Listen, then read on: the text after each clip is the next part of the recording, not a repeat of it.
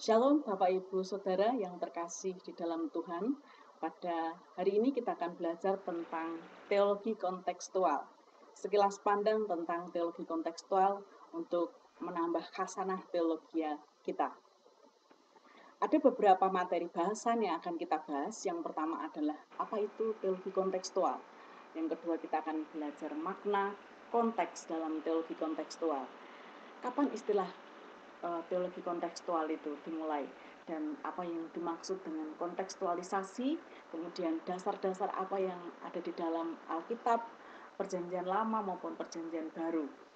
Kemudian kita juga akan mempelajari tentang teologi kontekstual yang menurut seorang tokoh teologi yaitu Johannes Calvin dalam menjelaskan pernyataan Allah di dalam Alkitab.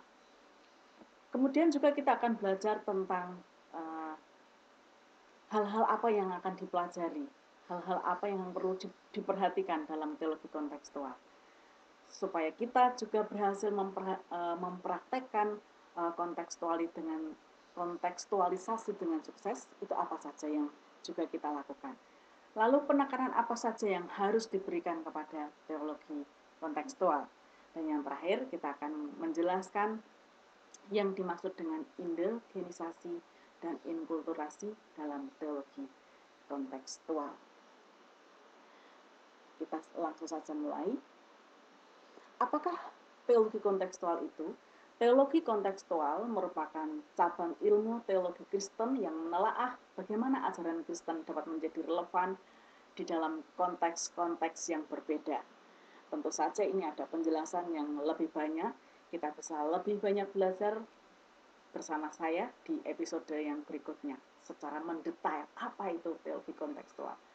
Kemudian istilah konteks itu sendiri juga diartikan dengan arti yang berbeda-beda. Konteks dengan arti umum mengacu pada seluruh situasi, kondisi dunia yang dihadapi manusia. Jadi konteks sekarang ini mencakup segala segi kehidupan di sekitar dan di dalam diri kita, termasuk dunia dalam era revolusi industri 4.0, di mana ilmu pengetahuan, teknologi, informasi sangat cepat dan melimpah, dan media sosial yang lahir. Dan inilah arti yang merupakan latar belakang istilah kontekstualisasi.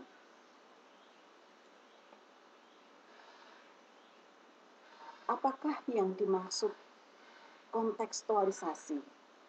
Kontekstualisasi bukanlah sinkretisme, akomodasi atau teologi situasional. Kontekstualisasi adalah proses yang terus berlangsung dalam upaya menjadikan Injil diterima dan dimengerti oleh si penerima dalam budaya mereka yang dinamis, baik secara politik, sosial, dan ekonomi. Kontekstualisasi merupakan usaha untuk menjawab pertanyaan yang benar dalam budaya tertentu sesuai dengan kitab suci tanpa adanya pencemaran dari kebenaran itu sendiri. Bersamaan dengan itu harus diakui bahwa iman Kristen, demikian pula kontekstualisasi, tidak dapat dipisahkan dari budaya. Sebab itu sangatlah penting bagi para misiolog dan teolog untuk mengerti bagaimana relasi budaya dengan kitab suci sebelum mereka mempraktekkan kontekstualisasi dalam pelayanan. Jika ada pertanyaan, sebutkan dasar teologi kontekstual dalam Alkitab PL dan PB. Di dalam kitab Perjanjian Lama ditulis di dalam Yesaya 55 ayat 8-9. Kemudian di dalam Perjanjian Baru, Yesus dan perumpamaan yang disampaikan oleh Tuhan Yesus. Kemudian di dalam Yohanes 1, firman Allah yang menjadi daging. Yohanes 20 ayat 30-31. Masih banyak tanda dan karya Tuhan yang tidak dicatat di dalam Alkitab. Kemudian 2 Timotius 3 ayat 16. Kita perlu membaca Alkitab dengan teliti karena alasan teks ayat tersebut. Ibrani 1, yaitu Allah berbicara. Kisah para Rasul 17 ayat 16-21, Paulus dan patung di Athena. Filipi 1 ayat 15-18a, motif PI. Kemudian 1 Korintus 9 ayat 19-23, Paulus rela menjadi hamba demi PI. Kisah para Rasul 14 ayat 15 sampai 17, Paulus dan Barnabas di Listra disebut dewa yang menyambar. Apakah teologi kontekstual menurut Calvin dalam menjelaskan pernyataan Allah di Alkitab? Nah, teologi yang sudah ada itu dilihat sebagai sesuatu yang bersifat normatif. Kemudian teologi memang bersumber dari Alkitab, tetapi hal itu tidak boleh menjadikan teologi memiliki otoritas yang sama dengan Alkitab. Demikian yang dikatakan oleh Calvin. Alkitab harus selalu menjadi acuan bagi semua teolog dan misiolog dalam berteologi, termasuk pada waktu merumuskan teologi yang kontekstual atau berita iman Kristen yang kontekstual. Satu teologi kontekstual adalah berteologi dengan memperhatikan apa saja. Nah, di dalam bagian ini kita bisa lihat memperhatikan roh dan berita dari Injil, memperhatikan tradisi Kristen, kemudian kebudayaan tempat seseorang berteologi dan perubahan sosial dalam kebudayaan tersebut, baik yang disebabkan oleh perubahan teknologi barat atau perjuangan rakyat kecil bagi keadilan, kesetaraan, dan pembebasan. Nah, berteologi itu sendiri merupakan suatu upaya yang baru sekaligus tradisional. Baru karena harus mengembangkan sesuatu yang baru, akan tetapi tradisional karena itu merupakan kelanjutan dari teologi tradisional. Ada pertanyaan, jelaskan hal-hal apa saja yang dapat mempraktekkan kontekstualisasi itu dengan sukses. Kita bisa mempraktekkan kontekstualisasi dengan sukses. Yang pertama, para misiolog dan teolog harus mengetahui 3 hal ini untuk dapat mempraktekkan teologi kontekstualisasi dengan sukses. Pertama, konteks budaya dari Alkitab. Yang kedua, konteks budaya mereka sendiri harus mereka kuasai, harus mereka ketahui. Kemudian yang ketiga, konteks budaya di sekeliling mereka di mana mereka melayani juga harus mereka mengetahui.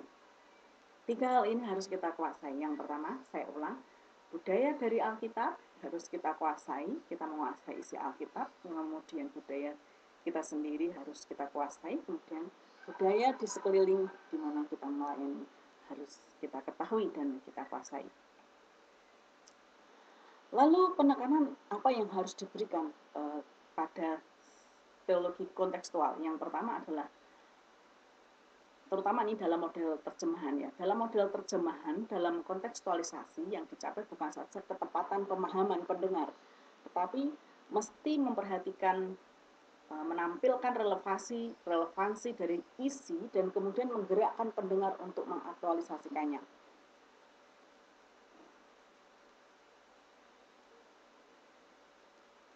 Saya mau memberikan jawaban atau mau memberikan, ini ada pertanyaan, jelaskan maksudnya dan penekanan apa yang harus diberikan pada teologi kontekstual. Satu, model terjemahan tidak memasukkan pada upaya persesuaian kata demi kata. Model terjemahan lebih merupakan terjemahan makna doktrin-doktrin tersebut dalam kebudayaan yang lain. Ada sesuatu dari luar yang mesti dimasukkan, dicocokkan dengan apa yang ada di dalam kebudayaan tertentu, yakni kata, bahasa doktrinal dari satu kebudayaan ke dalam bahasa doktrinal kebudayaan yang lain. Nah, yang ketiga, metode terjemahan merupakan sebuah teologi kontekstual yang memberikan penekanan pada kesetiaan terhadap kitab suci dan dari tradisi sambil tidak lupa memberikan ruang bagi kebudayaan atau konteks. Jelaskan apa yang dimaksud dengan indigenisasi dan inkulturasi dalam teologi kontekstual. Indigenization terbentuk dari kata indigenous, aslinya itu pribumi atau pempribumian, mengacu pada usaha untuk menempatkan Injil di tengah suatu kebudayaan tradisional. Jadi orientasinya terutama tertuju pada hidup tradisional. Yang kedua, inkulturasi. Apa itu maksudnya? Kata cult, kebudayaan, lebih sering digunakan oleh kalangan teolog, terutama Katolik Roma, dalam arti sebagai usaha menanam amanat Alkitab dalam kebudayaan tertentu. Saya rasa itu penjelasan dari